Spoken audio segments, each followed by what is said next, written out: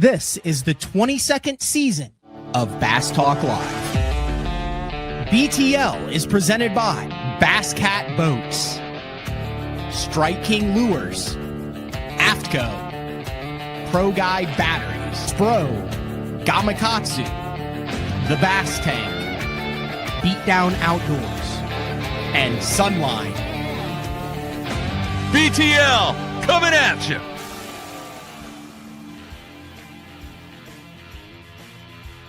Good morning and welcome to another exciting edition of BTL Bass Talk Live, where we're going to talk about bass fishing. It is Wednesday, April 1st, so keep that in mind. And we have a fantastic show. Today we have the winningest angler in Bass Pro Tour history.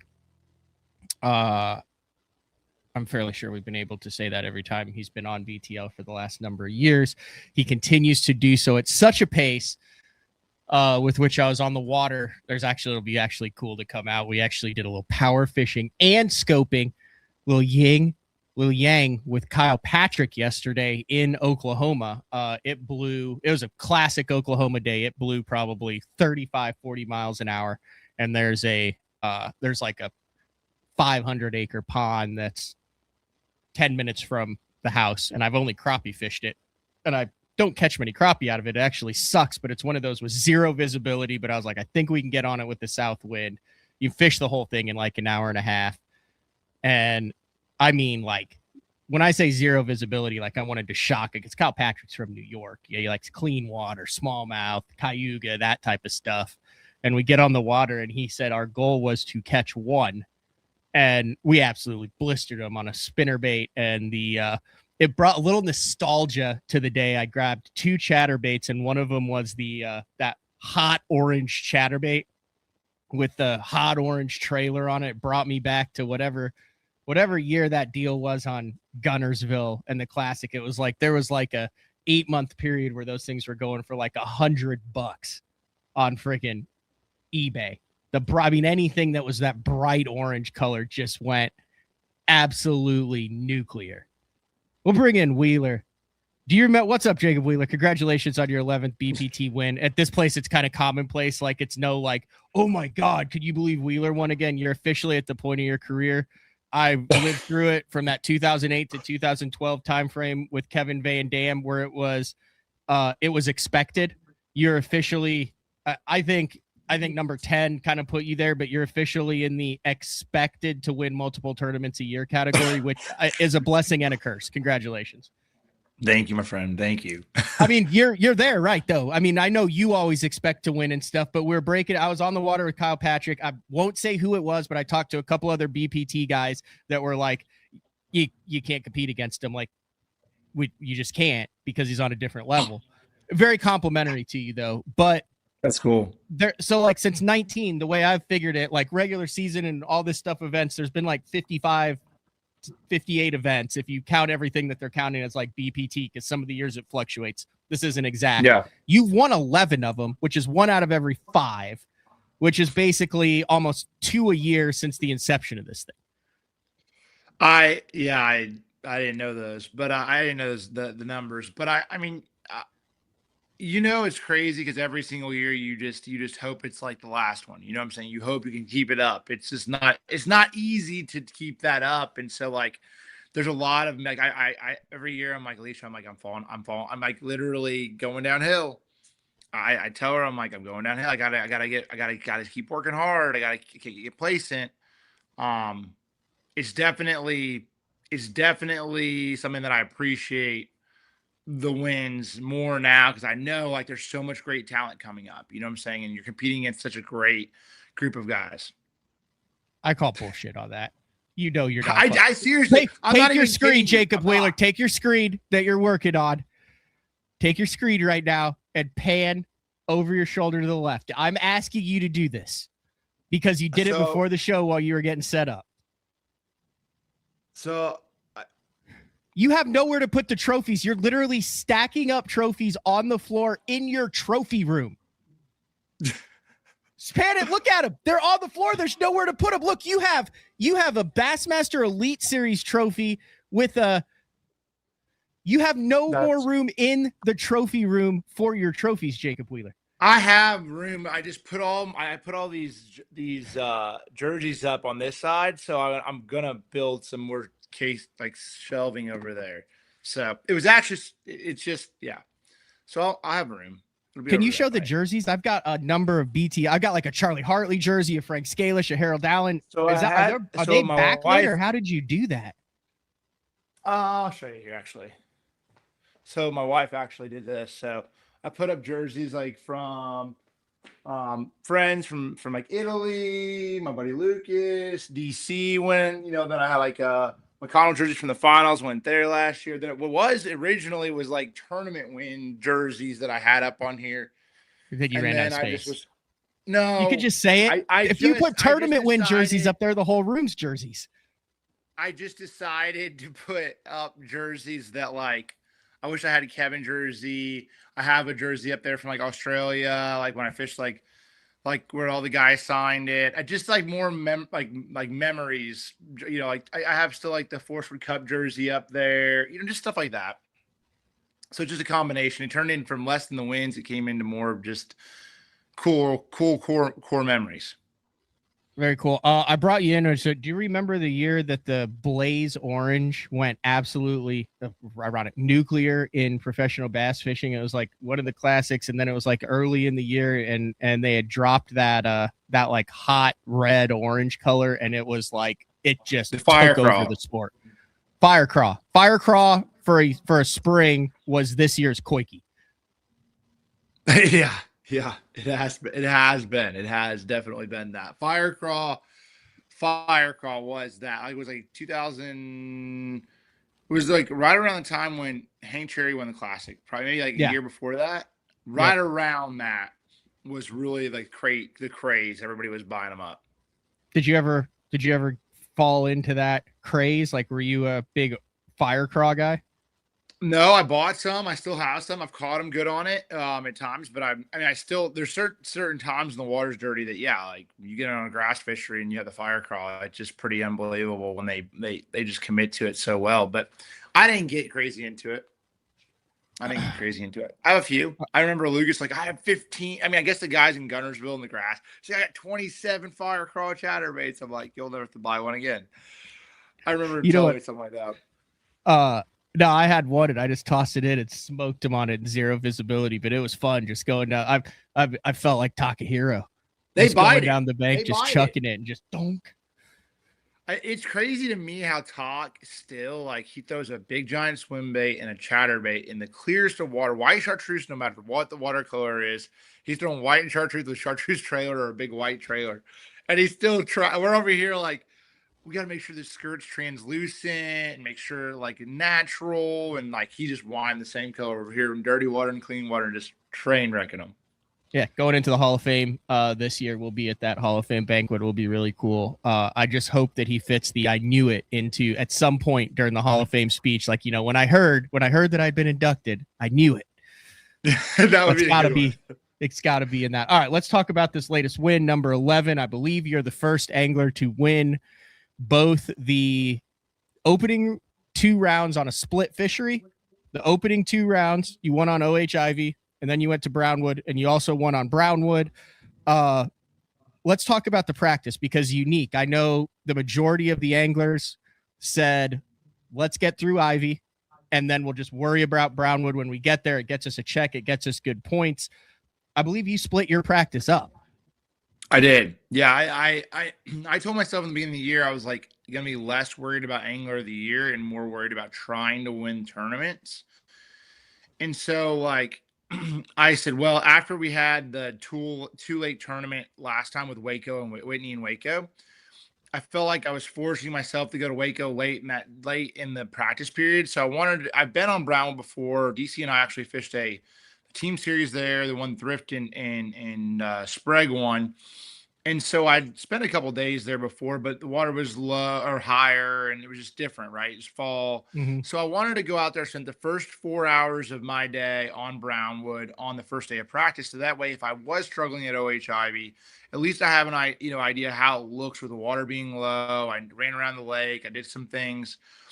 And then I had a pretty okay practice at OHIV, not like great. I had some bites, felt like I had an understanding of what was going on. And I told myself, like, hey, if I can get off the water by 11 on the last day of practice, we had to be off the water by 3, either on both bodies of water on Brownwood or OHIV on Wednesday on the last day of practice. And so I said, you know what? I told my camera guy, Nick, I said, Nick, we got to get off the water. We're going to go to Brownwood. We're going to spend the last 3 hours there. So we get there and I was able to go run around and sort of fine tune some things and understand a little bit what was going on.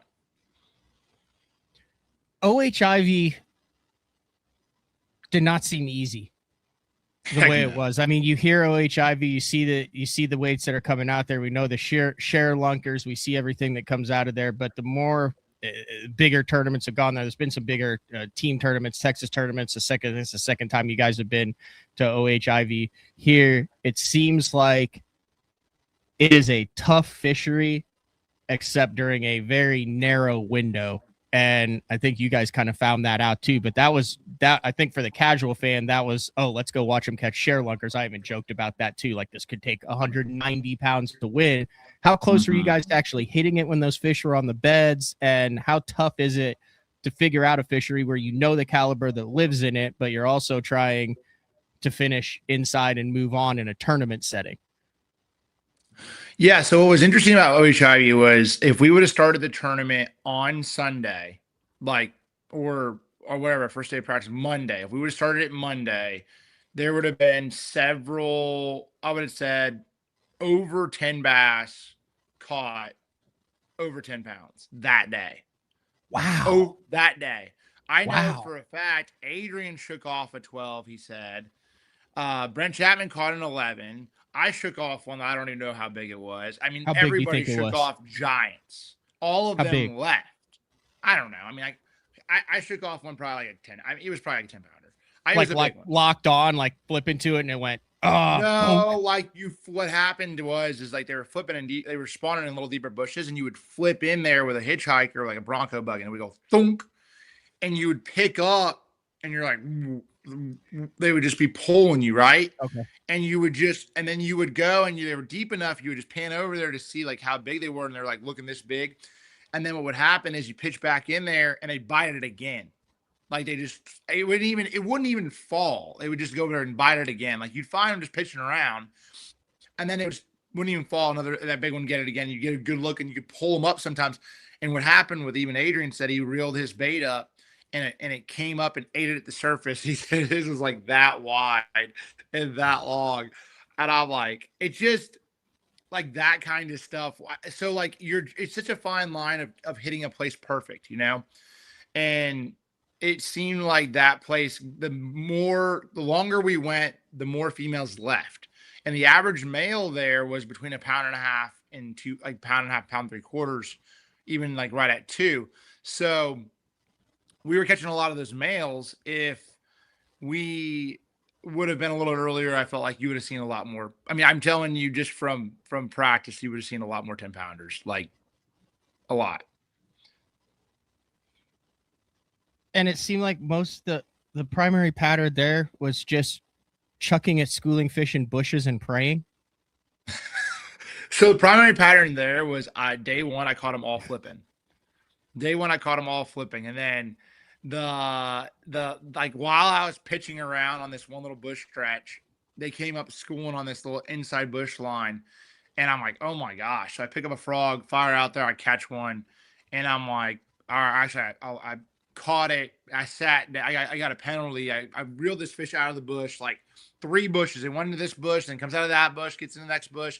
I get all the way to the boat, and I boat flip it, and it comes off in the boat. So I was like thankful to get the fish in the boat, of course. But It was like, what are the odds of it coming off in the boat when you literally just pull it out of 3 bushes? So get in the boat, and they're blowing up. So obviously they sort of show themselves. It was sort of the right place, right time sort of scenario. And the next morning I started there, and there was a little bit of shad spawn going on, and they were still in the same area. And it was pretty insane, like frog and that little stuff, like big ones, just not great big ones, but I caught like a 4 and several other, like if one would miss it, another one would get it. There was enough of them there. It was pretty awesome to be able to throw a frog, this early in the season and just catch some really nice fish. Yeah, I got we'll show one here of kind of what we were talking about there. But just, I mean, just these fish seemed angry too, especially for They being like were. 3 or 4 So those pounders. were like the first post spawners. Those are the first post spawners that got out, and they were just absolutely mad. Like when they bit it, it was special. It really was. I mean, I'm a topwater, a self-proclaimed topwater addict. Like I love throwing a topwater bait, regardless if I mean, whenever I can. And so when you can just throw a frog or a buzz bait or claptail or whatever, it's just fun. It's just like it brings you back when you were a kid. So like I love that, and especially when they're schooled up like that, like where it's almost like a Mississippi River school of bass that's on a mat. Like they're gonna be like you're getting in the danger zone, and it's like twitch, twitch, twitch. Like it's I love it. Are there a bunch of guys who fish for those fish on Ivy, or are those kind of unpressured? Because I don't really know many people who go to Ivy who's like, let's go rack a bunch of 2.5 to 4 pounders. Like everyone goes there to try to get a replica for the wall. Yeah, I don't really know. There's a lot of guys just fishing there, right? Just people fishing. I feel like a lot of people go there obviously to catch a really big one. That's what I mean. Like when you see like the guys like Josh Jones and Dalton and like those guys out there, they're literally on their trollometer scoping, looking for 1 to 2 fish. Like it's pretty insane to even be like fishing around and be like they're just wait, like panning around looking for like one big one that day for their clients. I was like, what? It was different than I've ever seen. Like for me, it was very different to see them. Like they're not even fishing, they're not even casting. It's like they're looking for one dot out there and trying to target that one fish. So very interesting to fish around like while I'm just pitching in bushes and stuff like that. That's kind of stuff like that was definitely, I feel like the majority of people go there for is just the big ones.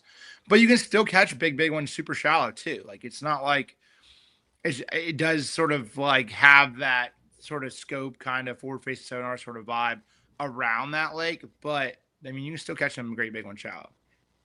And then it went to Brownwood, and that was pretty electric final round. I mean, you had Drew Gill, who's on a tear this year. You had Justin Lucas, who's his top 10 arch nemesis. I always sent him a text, and I'm like, "You gonna beat him this time?" And he's just like, "Oh no, bro, I'm freaking trying." And I love Lucas, man. He's a good dude. It seemed like you were dialed in right from the beginning. There are a number of you guys that were dialed in there, and it was a pretty tactical approach as to you wanted to target specific stuff, work your way through, and the quality was there and the fish were there, and it was kind of a shootout until kind of halfway through the second day where it just seemed like a light switch went off, like the bite just died. You had a couple bites ahead, and it was a weird last 2 rounds because it looked like it was going to be just a slugfest, a heavyweight battle between you and Lucas, and then everything just died in the second half. Yeah, it was really weird. I obviously I had having the day off on Saturday. I was a little worried about not being on the water because obviously the best information for you as an angler is being on the water those like the day prior to the event. So me losing that opportunity to sort of have that practice time being on Brownwood, I did have sort of like that. I was torn because I'm like, man, I shouldn't have probably won this because I could have probably qualified.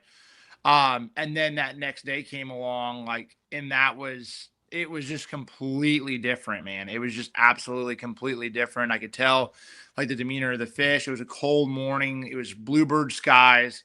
The day before was cloudy all day. It was windy. It was rainy. And it was something about like that. I thought it was going to be a heavyweight battle because obviously Lucas caught 60 pounds. I'm like, and he only needed to catch 30 pounds to qualify. I figured he was obviously on some of the right stuff, and he knew like he was just practicing probably half the day, so knowing that, I was like, man, he's gonna have a lot of stuff in his back pocket to probably go to that he shook some off on, that he knew that they were there, but the conditions were different. And like I even joked around because he caught a couple of really nice ones at the end of that first period, and I'm like, oh, it's gonna be a battle, Lucas, all right. But he was really reeling them in, and then it just went poof. So it was definitely surprising to like, I had my boat official. I said, hey, would you just let me know when every fish is caught so I can understand like how the bite windows are happening and what's going on? And there was a time there, like in that second period, I transitioned to using forward, and I had a couple spawners that I found that last day of practice that were a little bit deeper, and I caught three pretty quickly maybe three in the first hour. And I caught like a 414 that was like a male off a Bronco bug. And I get that fish in, and I asked him like, hey, like 45 minutes later, I'm like, hey, when is there been anybody fish caught? Is there been any fish caught? And he's like, no, there's not even been a fish caught out of the other 9 guys. And I'm like, what? Like, it was so weird. Like it was weird how those fish shut off. The wind blew hard, the water dirtied up, and it was really weird how it got tougher and tougher throughout the day. You did your damage on a number of different baits. I did notice one of those was a drop shot that was just straight black. Look, just give us a little bit of little fishing nugget here. It is Bass Talk Live. I mean, back before there was live and we could see everything that was happening, we would really focus on the baits and techniques. And it's weird how this industry has kind of transitioned into more of the stories and the people behind the scenes. But let's nitty gritty walk me through the decision for a straight black drop shot worm. So I'll say this. So number one most versatile color in bass fishing is green pumpkin. I would say that the majority of us can say, okay, probably number one. But what people that I've seen, a lot of anglers don't use, a lot of pros do, but not a lot of anglers out there use. Number two would be black. And black is such a powerful color, straight black. Now you hear black and blue, but just straight black is something that to me is such a great color when you're trying to contrast something, whether it's dirty water, whether it's clean water. It's just a great color to generate a lot of bites. And I just feel like there's times that those fish just never see that straight dark, like matte black, dark black color. And it does seem to generate more bites than other colors. It just does. And so like, it's sort of funny because I think it's like towards the bottom end of color on the color chart for like Crush City is like as far as sales is black, but I'm like it's high up there on my list of, hey, if I'm either throwing this, that, or either black and blue or green, or black or green pumpkin. And I don't have it in everything with like a Bronco bug and stuff, but specifically a worm. Like even when I go to Hartwell, I'm throwing a black worm out deep. When I'm throwing like I still throw a black in the cleanest of water and the dirtiest of water. So it just, to me, like if you're gonna have a few colors, green pumpkin and black are probably the two that I'm probably gonna pick for all the way around the country. Like it's just so versatile. Now, sticking with the color, did I see on your chatterbait that you were using a white chatterbait with a gold blade? Yeah.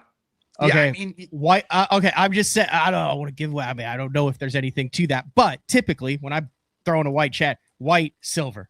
I mean, you were white with a gold blade, which kind of caught my attention. Not typically a combination that you see that often. Yeah, that was just something that I had. It was a good, really white, standout color in that dirtier water. The wind was blowing really hard. So I had two chatterbaits that I was throwing. I had a chatterbait, that I was throwing that was more like a natural shad with a silver blade that I caught a lot of fish on. And before the wind got up, it just wasn't on that picture. So I caught him on that with like a green shad trailer or a albino shad trailer. But when the wind got up, I would throw the white because I felt like when it was really blowing, crashing against the banks, it was so much easier for those fish to sort of get to see that bait. And gold sort of does have a little bit different flash to it. And I felt like that was something. And I caught him on silver as well. So I caught him on a white chatterbait with a silver blade as well as a gold one. So it didn't seem like it mattered a huge difference, but it was just something that, like, a confidence thing when I got in that dirtier water, the wind was blowing, that I felt like I had a little bit something different to generate the bites. And then not the first time, but I remember one of the previous times a couple years ago when you were on, you were like, dude, we designed the freeloader as a chatterbait trailer, and then the minnow craze took off with it. This was This was one of the few events where the freeloader was used as intended, the way that it was created to be as a chatterbait trailer. Yeah, I mean, I have literally boxes of freeloaders for minnowing and freeloaders for chatterbaiting. So I have boxes literally labeled chatterbait freeloaders. What's the difference? So like all I'm saying is like I have a whole bunch of green pumpkins, whole bunch of reds, whole bunch of black, blue, green pumpkins, sungill. I have some that are just specifically from the color perspective. You know, I still have some that like then I'm more minnow color, or I still use sungill on like shaking a minnow. I still use some of those, but on the I'm more like more of like a green shad, electric shad, even when I'm throwing a minnow. So like it's all different, gizzard shad, like it's just different, like from where when I'm throwing a vibrating jig or chatterbait, I'm throwing, a plethora of different colors to contrast the color of the skirt that I'm throwing. One of the things that I find interesting is you have the 11 BPT wins. You also have Elite Series wins. You also have a FLW championship or Forest Wood Cup win. But when it comes to, and how many have you won like world championships and stuff like that too? I know that I won the General Tire World Championship thing they had going on. But let's talk just like cups, Red Crest, classics. Like you've competed in all of those, and like your Red Crest resume is insane. You have a third, a fourth, a sixth, but you don't have a Red Crest trophy. You have the Forest Wood Cup trophy. You don't have a classic trophy. And I was kind of interested to look back because I knew it'll be an awkward comparison for you, but I'll compare it just because in the sport and you talk about wins and dominance and frequency, like when Kevin really went full time in 91, it took him a decade to get that first classic, which I believe was 2001, and then he got a second in 2005. So basically it took him 15 years to get two titles, one in his first 10. He had been at it for 10 years. You got the Forest Wood Cup win early, but obviously he ended up with 4 classics, tied Rick Clunn, him and Rick with 4 on it. So you're roughly, you're talking that 15 years into your career and you only have the one. Are you at this point in your career, you said you're chasing wins now, which is one of the reasons why you went and put some time in on Brownwood on that. But is there a different element to your game to where you're starting to look at the Red Crests as the Masters, as the majors, like we saw in golf, to where is that the only part of your game that you feel maybe could, like, is that on the to-do list, Jacob, I guess is what you're saying, what I'm saying. Yeah, I mean, I think it's definitely on the to-do list. I mean, to me, I feel like between Red Crest and that Champions tournament this fall, like those are the 2 top hitting tournaments I would obviously, and I'm putting a lot of weight on the Red Crest side of it. But the thing is like when you have a tournament in the spring, like Red Crest, and it's like in the middle of potentially the spawn, there's not a lot of prep time that you can prepare to really put yourself in a position. I mean, you can, but what I'm saying is like, you can't go and pre-practice and run around and do all this stuff and find places that you feel like these fish are going to be on isolated cover and outwork everybody there. It's a lot of intuition and gut feeling and adjusting on the fly. And so you can't really, I love the tournaments that I can go work hard and put the time in and go and prepare for. And then you're just basically able to put more time in than the rest of the field and put yourself in a better position to win. Red Crest have been a little bit more difficult for me, to be honest with you, because they've been at a time where it's sort of in a major transition. I've not been able to really I haven't got over the hump. I have not. And it's been frustrating. Obviously the last classic I fished was with I got second to Otter. So I've had some really close calls in the championship events. I've had close events. I've had a second to Tharp in a Forest Wood Cup. I've had, it's just been right there. So I definitely feel like I don't know if it's decision making. I don't know if it's something that I have to if it's just sort of the nature of the beast and you got to have a couple that go your way. I mean, even when Bobby Lane won, it was like I was leading with 2 minutes to go, and I have like a 3.5 pounder on my jerk bait with 30 seconds, and if it eats it, you win. So it just like it's been so close. But it definitely something I'm not say bothers me. It's just more so something like, hey, I know if I keep putting in the work and the time, then it'll happen when it's supposed to happen. I don't necessarily like, oh, I got to win this tournament.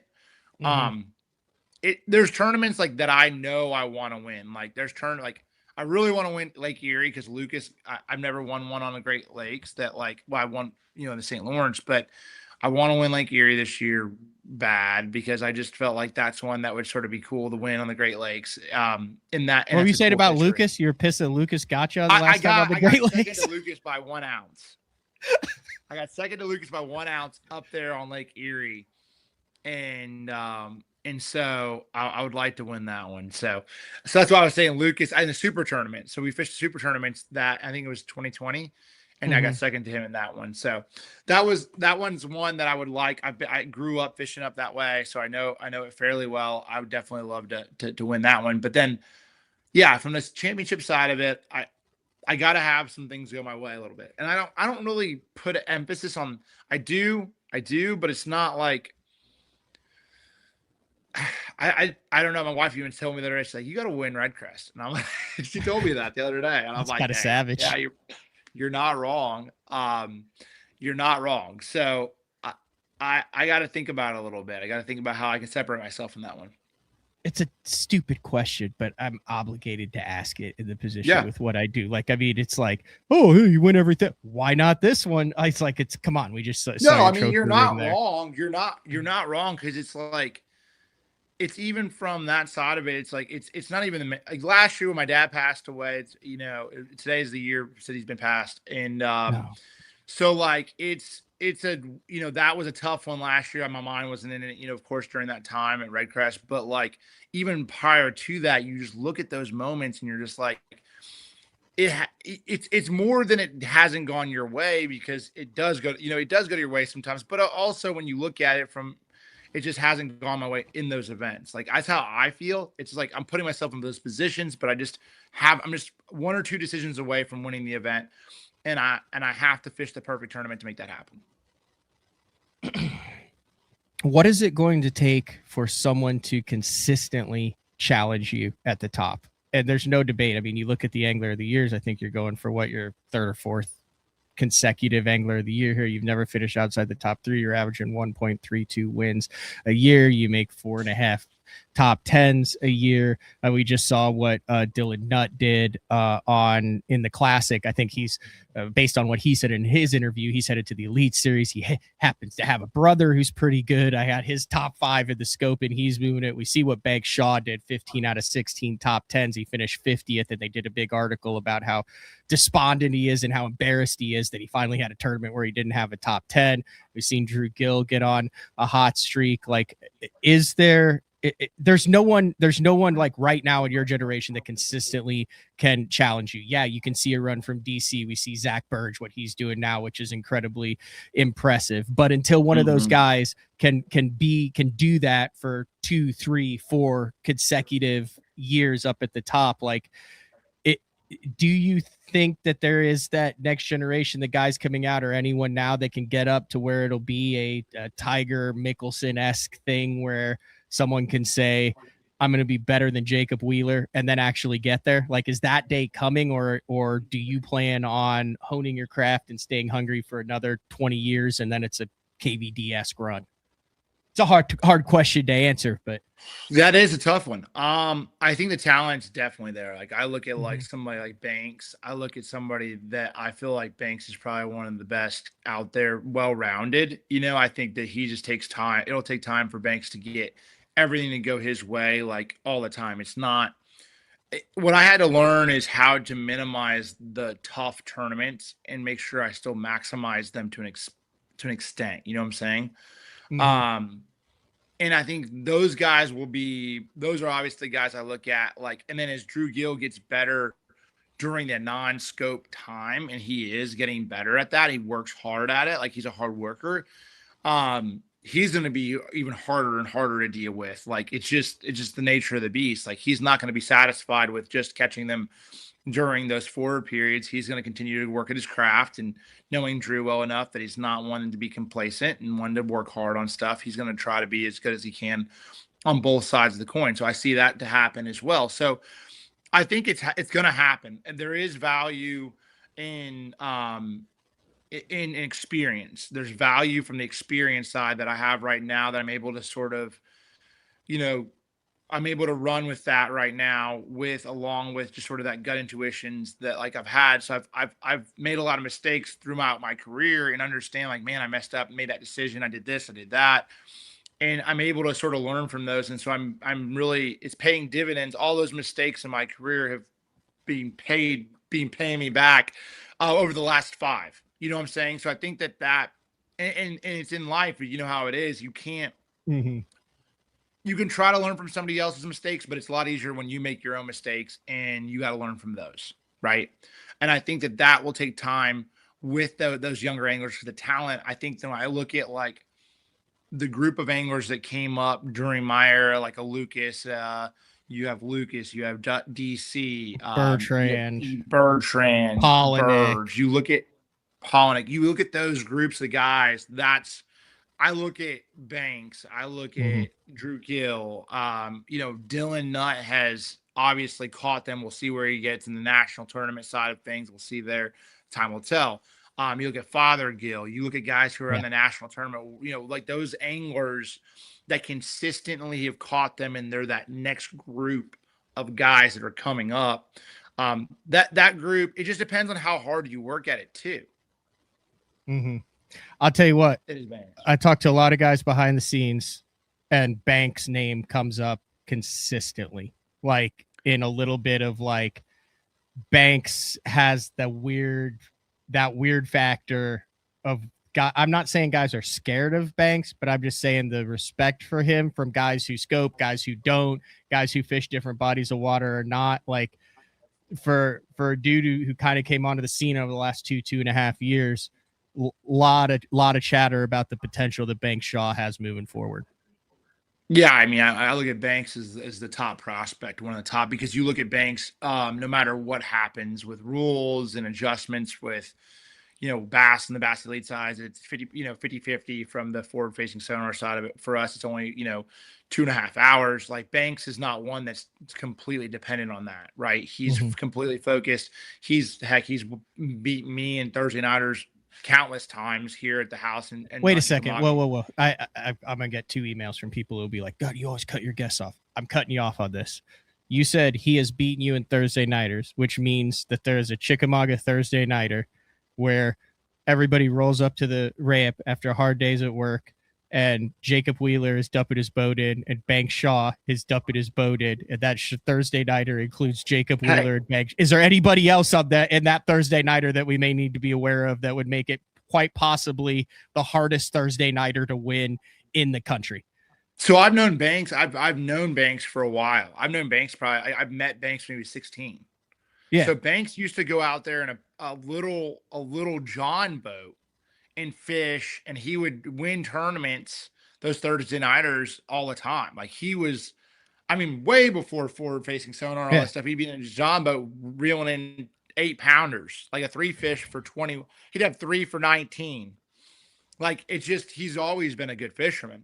So like I don't know if Banks fishes them all the time now, but I mean there's guys that have a lot of respect for Banks around like here. Would Michael Neal ever jump in those? Would an Andy Morgan ever jump in like, those? I fish them like Monday Nighters and Thursday Nighters typically this time of year. Like I fished with one of Hudson last year, but I don't normally do it. Like I normally just donate the money back if I win something. And it's more of a fun thing for me. And I'm thankful for I'm not trying to take somebody's money. It's not the priority out of it. Even back in the day when I fished with Banks, my good friend of mine, when I fished against Banks, a good friend of mine, Seth Davis, we would fish those together, and we would have a rule like we would only fish C stuff. Like it would never A game stuff. So like we would fish Thursday Nighters. It'd be only like fishing like like you go run this stuff that you're like, I'm not running the best Jacob. stuff.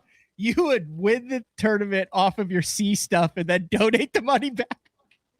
Yeah. I mean, that's just soul crushing. No, for the I mean that was angler. back in the day when we had all. Now it's not. A stuff is exposed. You know what I'm saying? Like back in the day, it was pretty insane to be dialed in the lake and have places that nobody had and be able to roll up. Like there was places for 2 years. I mean, I lived here and I never made a cast for 2 years on a couple places, because when you go there, you knew you were gonna catch a big one and you didn't want to ever pressure them. until you need one. So it's like, that's just how it is. You're like not Just that trying to far get- off.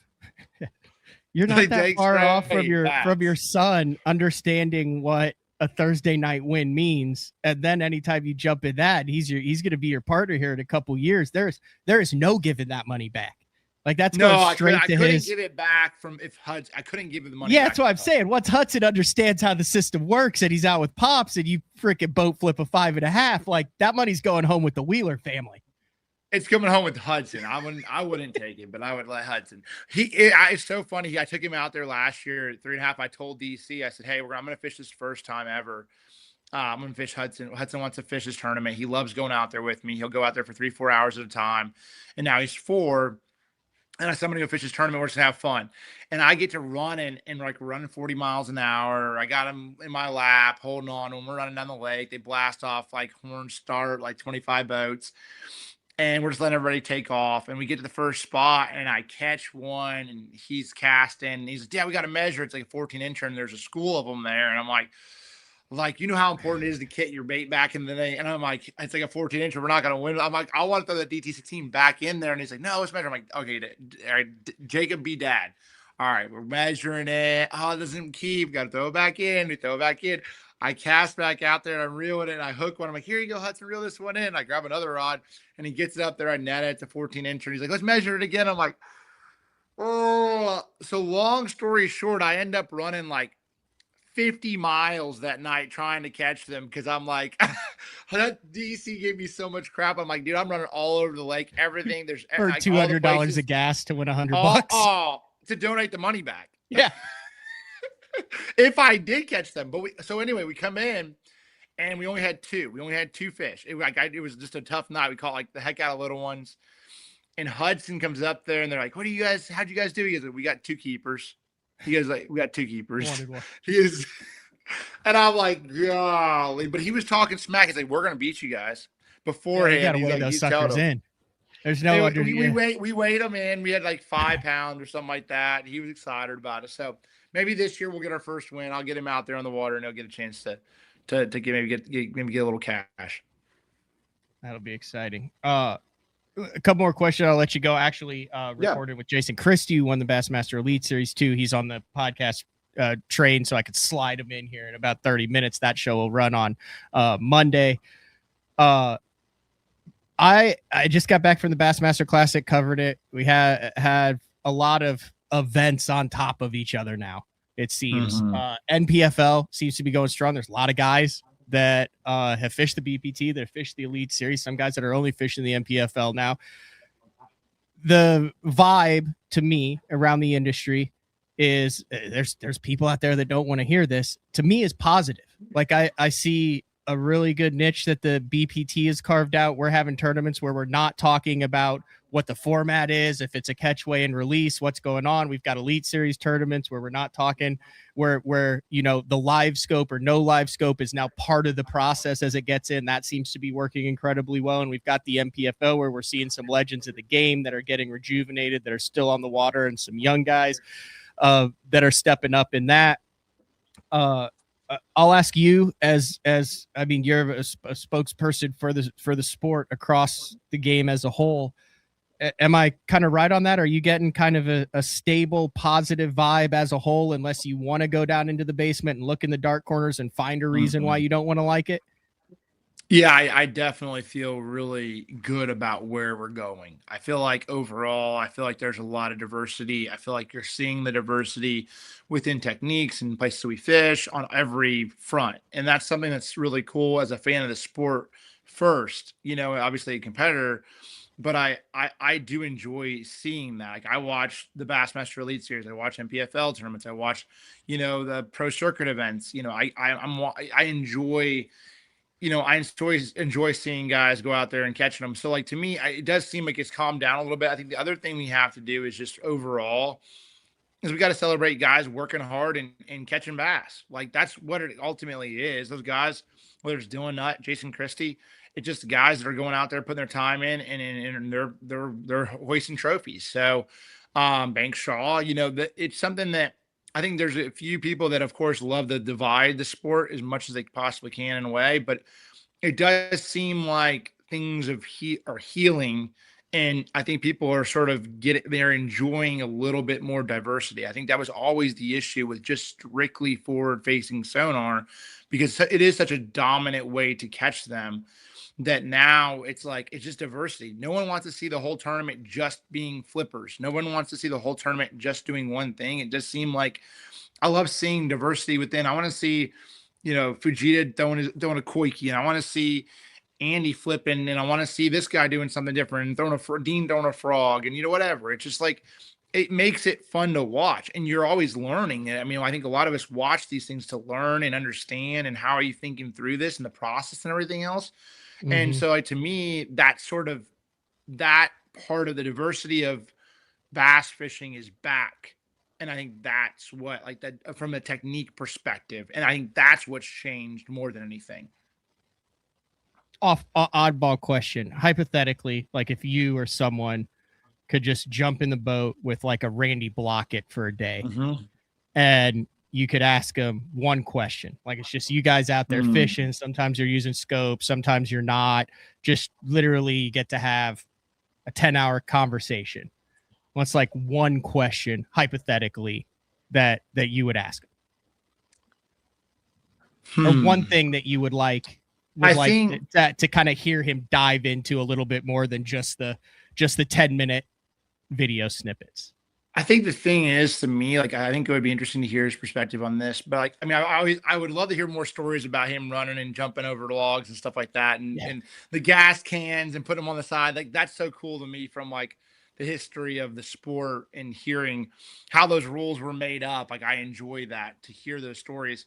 And I think that other thing I would love to hear is just like his opinion on, like, does he, and it's being shown a little bit, but does he feel like those top anglers, like, do you think forward facing sonars has shown the skill gap, and overall, like, even do you feel like those top anglers would still be there, right? What is the percentage of top anglers do you feel like would still be catching them? And it's not just a young angler like Bank Shaw is going to be there. Is it like 50%? Is it 80%? Are going to still be there from the forward facing sonar, without it or with it? I think he's controversial. Obviously, he makes a living off of controversy in the forward facing sonar, rah, rah, rah. But I think realistically, when I look at that, I'm like, man, to me, the guys who catch them, like, maybe one or two, maybe, but like the majority of the guys are out there reeling them in. They're catching them on with it or without it. It's just the work ethic behind it. So to me, I want to hear his perspective. Is it like, hey, like, I want to hear him say that too, but I to me, that's my own personal opinion, but I'd love to hear him sort of go in on that. And I think there's generational talent that, like, you can't, that'd probably be like one of the questions I would just more so ask him about his opinion on just that, hypothetically speaking. Make a note there. Okay. One last question, then I will let you go. You're over $4.25 million in earnings now. The original question was going to be, do you have like, would you like to be the first guy to hit like 10 mil in earnings? But then I'm also thinking about the WBE stuff and the money that's kind of coming into the sport. We see this thing, that the no scope thing at Gunnersville. You have a Tucker Smith who's won $1 million in the 2 tournaments like that. Like, you've done this since you were 18, 19 years old, where you literally were able to continue to do it based on All-American winnings, based on that first tour. I mean, that you were cashing checks to be able to continue to fish. Your thoughts on kind of the influx in all of this additional cash into the industry? Take out the dual threat, obviously. That was not an influx. That was an extraction of some. Yeah. But we're talking the WBE, the Gunnersville deal, all of that. I know you're kind of involved in that WBE thing. I know you've done a video, I called you about it, and you're like, yeah, it's a great time for young. It seems like there are more opportunities for top level anglers to earn money fishing than there have been in the past 15 years, since you could go back to like the Ranger M1 Millennials, and when Bassmaster had 12 tournaments and the no entry fee majors where it was $250,000. Like, right now it seems And you could even throw like one bass in with the US Open on a low entry fee and the boats and all that. Like right now, it seems like there's such an opportunity for young, talented anglers to build a financial foundation. Do you feel the same way too? I 100%. Like I feel like that's something when I started, even in 12, it was pretty good from the Force Cup perspective of like payouts and stuff. In 2012, it was pretty good. There's opportunities, there's places to go fish. And I think it's so cool to see like, not even the tournament organizations, just different organizations come in there and create like the WBE. Like those guys come in here and create a tournament that's sort of branching the sport together, right? You're trying to think of like the top anglers together. So like from an angler perspective, it's getting even better. It is like you're seeing things like that. Like to say like in that tournament, I think like $100,000 is like for fifth place or something like that. Like $500,000 for second. Yeah. Like it's monumental. Like it's huge. It can change somebody's life and give them the opportunity to continue to pursue their career for a long period of time. So like to me, I look at those things as absolute, like so important, like such an important part of the sport. And it's cool to have people that are looking at doing things a little bit differently too. Like we have MLF, we have Bass, and they've done sort of their thing in the sport, and they sort of stay consistent in their little corner in their nook and how they do things.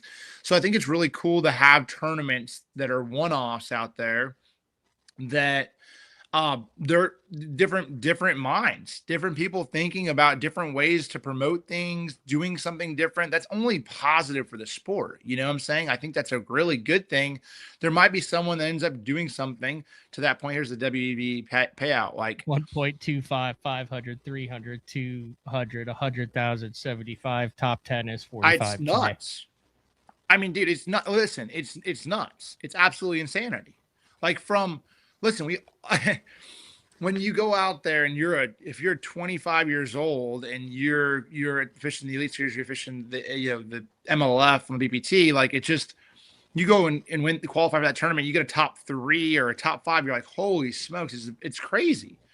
Like it's like winning a tournament and anything else. So to me, that's awesome. Like I mean, I think this is great if we can keep that going. If those things can continue to go down, I hear that they have plans for a couple more years. It's already planning out to 2028 is what I'm hearing. But holy cow. Yeah. So if that continues to go, and you have the money coming in from other different circuits out there, I think there's room for that. I even the whole like dual threat thing. Obviously tough deal, but it shows that there's maybe a potential opportunity for a big tour with some actual money to come up with a team tournament. Like I would love to fish that. Like it may not me. 6. How many rants have I been on with you about MLF I know. scaling the team series? I know. Like I would love to fish a tour of 4 tournaments. Now I wouldn't want to fish 10. But if you made it 4 tournaments and a championship and you sort of made it in between our main events, and I could partner up with DC or Welcher or some of my buddies like Hunter or something like that, and I'd go travel and compete a full season on tour with them, on that, it'd be fun. Like it just would be really cool. And then I think there's value in that because you have 2 different personalities. They're coming back and forth. You get a lot of good conversation. It's a real natural conversation too. So I feel like there's room for that as well. I do feel like there's room in the sport. So a lot of things that there's a lot of balls up in the air, but overall, I do feel like the sport's it's going in the right direction for sure, in my opinion. How many new shapes of Crush City are in the works right now? A lot. I mean, there's a lot. There's always a lot. There's always a lot. There's always a lot. There's trying to figure out ways, but like again, you're always trying to figure out ways to do something different, and that's the fine line. Is like how you don't ever want to create a me too. You're like, all right, there's a product of our bait that you're like, I want to make something, and it's like, how do I make something? Where's there a hole in this sport or a bait like this, and you're trying to understand like, how to break something out that's, and it can't be niche because you're wanting to build it out big enough where, it works in several different regions and stuff like that. So there's probably, I don't know, there's probably 10 different shapes that I'm tinkering with, probably 6 to 8, 6 to 10. It's wild. Was the urchin on the radar before it was on everybody's radar? Like, is this a deal, or is that a scramble deal and then everyone's trying to figure out how to make a different one? Or I feel like it's like a mixture on that. The dice has been a player for a while now, but it's really now the dice is old school now. No one cares about the dice. They want the urchin now. So you're probably working on a dice, and then you were like, what the hell? We just got our dice done, and now we got to start on a spiky urchin thing? No, I never really jumped in on the dice game on the custody side. Really? Nope. Never. I never even, like, we talked about it a little bit, and I said, but we had been working on like an urchin style bait for a long time, actually playing around with stuff. So there's, again, to be able, like, what are the negative? There's a lot of negatives with an urchin style bait, from packaging to to storing it to everything else. So there's a lot of those things that if you can figure out how to come to market with something that's a little different, it could be valuable.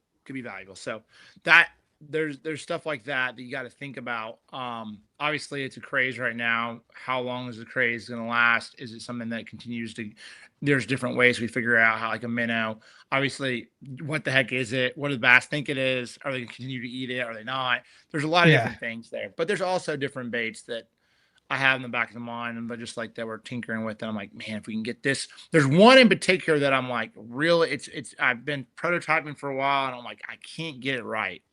And I'm like really wanting to figure out how to get this thing. If I can get it right, it'll be really cool. If you haven't gone back and watched Kazu and Sid, who are with Spro, they're the ones who have, like, every koiki that comes through the country goes through Spro, and Kazu knows the owner of that, and it's been around, that koiki's been around for forever. And I was asking him in the interview, you can go back and watch on BTL, it's one of my best shows of the year.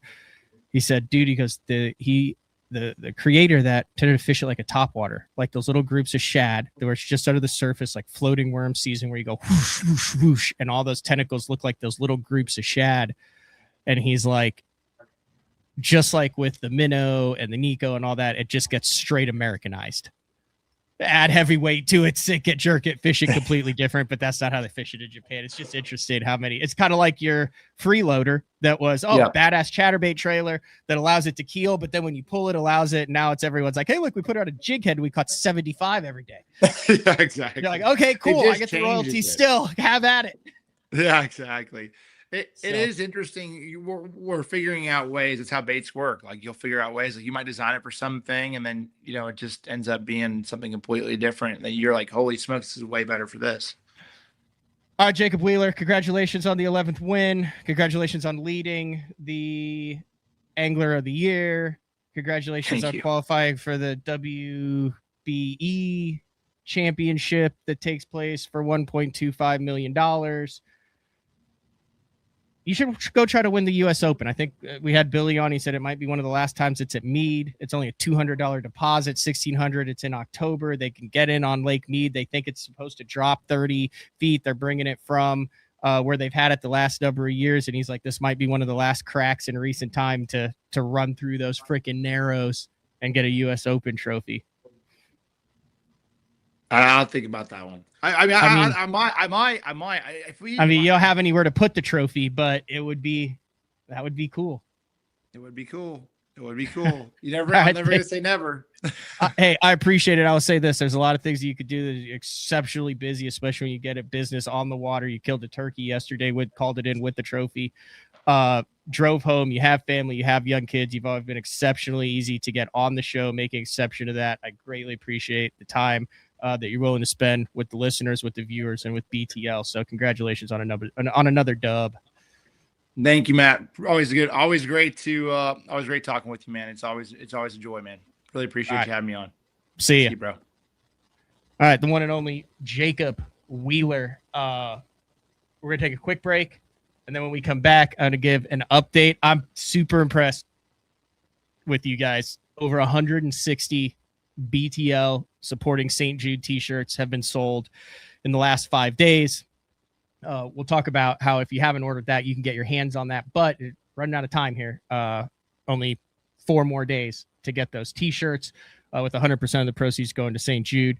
It's a BTL on a Wednesday. Quick break, like minute and a half, and we'll be back. We'll talk about that. We'll talk about what we have going up on an Easter weekend. So BTL on a Wednesday.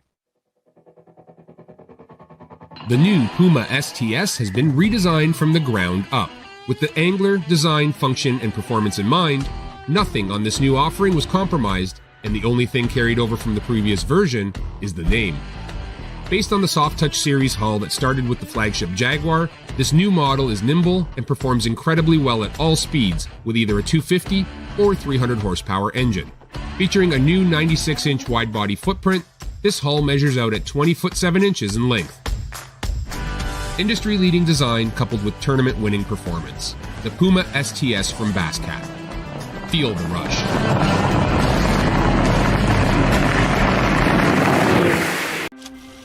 Before there were hashtags, there were handshakes and shared stories. They gave us confidence to make our first cast and chase our dreams. They taught us to fish, and in the process, taught us about life. They taught us that success isn't just about reaching the top. It's about lifting others up. The future isn't just about selling tackle. It's about 3 simple words. Let's go fishing. Here's to the original influencers. When I'm in a tournament, conditions are constantly changing and every second matters. With the Deep Dive app, I can instantly pull up all the current lake conditions all in one spot. So no more looking at weird government websites. In just one quick glance, I have water clarity, water level, wave forecast. It's all right there in the Deep Dive app. Download the Deep Dive app and get all the tools you need to put together an awesome tournament. All right, welcome back, BTL. I mentioned the BTL at St. Jude Bass Fishing Saves Lives t-shirt. 4th year that we've done that. Raised over $10,000 over the last 3 years for it. Big shout out to ATS Printing for really helping with that too. Also, they print pretty much anything you see in the industry. They run quite the operation up there in the north. But I do want to throw this out. This is the BTL fundraiser shirt right there. You can see the BTL St. Jude Bass Fishing Saves Lives. That's available through the 4th. The link is either in the description of my Instagram bio or in the description of this show. And actually, I'm going to run that across the bottom of the screen. You can order your BTL St. Jude fundraiser t-shirt through April 4th. If you're listening to this, the website is pretty basic. BTL St. Jude, BTLSTJUDE item order, ITEMORDER.com. That's as simple as it is. BTL St. Jude STJUDE BTLSTJ.itemorder.com, and it'll take you right to it. And then when you go to now I've got everything stuck on the screen here. There you go. When you go to the website, this is what will pop up. Boom. There it is right there. 4th year that they've done it. The way that they're able to do this is with ATS is, and the reason why it's only open for the through the 4th is, it's been open for the last week, is they'll make one run of all the t-shirts. These are pretty much true to size.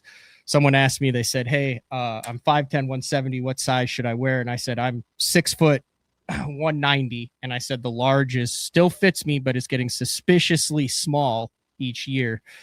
Which I think may be more of a me problem than a t-shirt problem. But yeah, like I'm a size, I'm a large. I'm like 6 foot 185. Okay, I'm not gonna lie, I'm like 192, 6 foot, but I should be like 180. Large, right around there is the perfect size. All the different. This is kind of the new color that we have. So $29.95, and then there's some shipping that goes on top of that. Can't thank you guys enough. Over 160 t-shirts. I just got a email from Catherine today.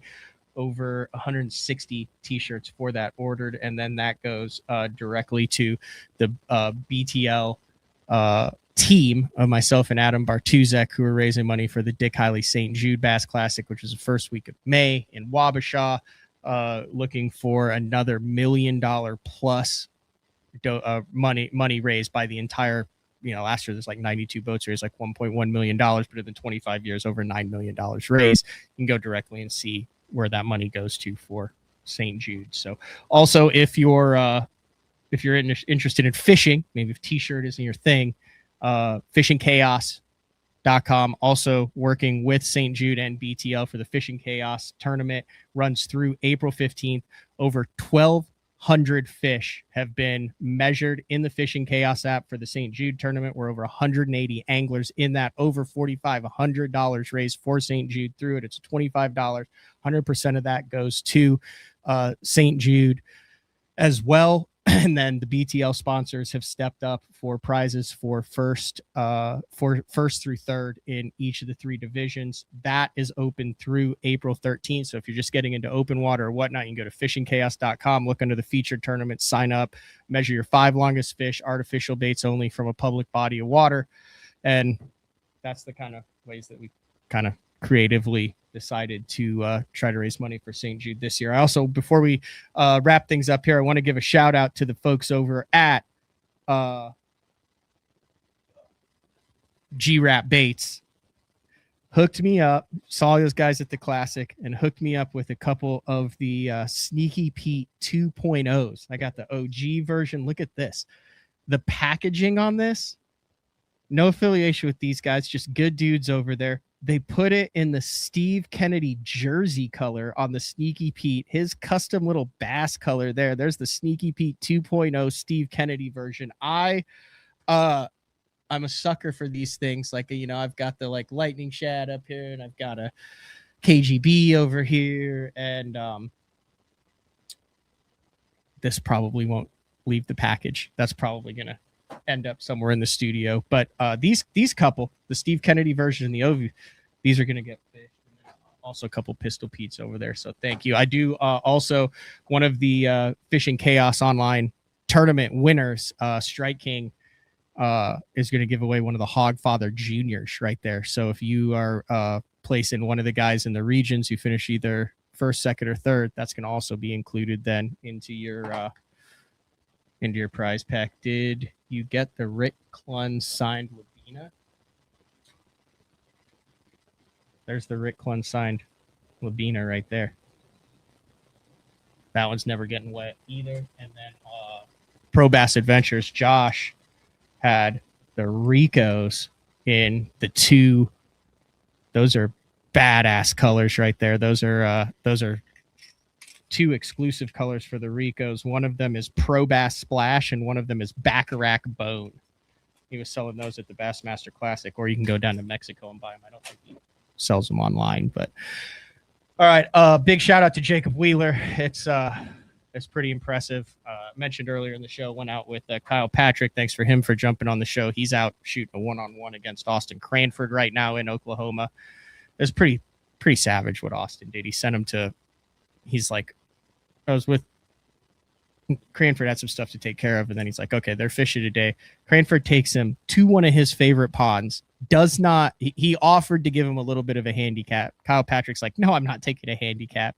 So Cranford's basically like dragging him to the wolves.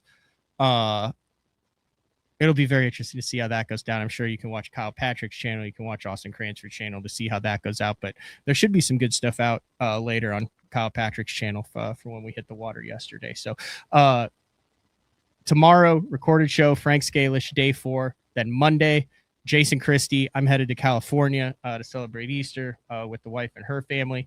We'll bonfires on the beach. Can't complain about that. I think that's all I got for today then. This has been another edition of BTL Bass Talk Live. We'll talk to everybody later. If have a safe, happy Easter weekend. Enjoy it. We'll talk to everybody then. See ya.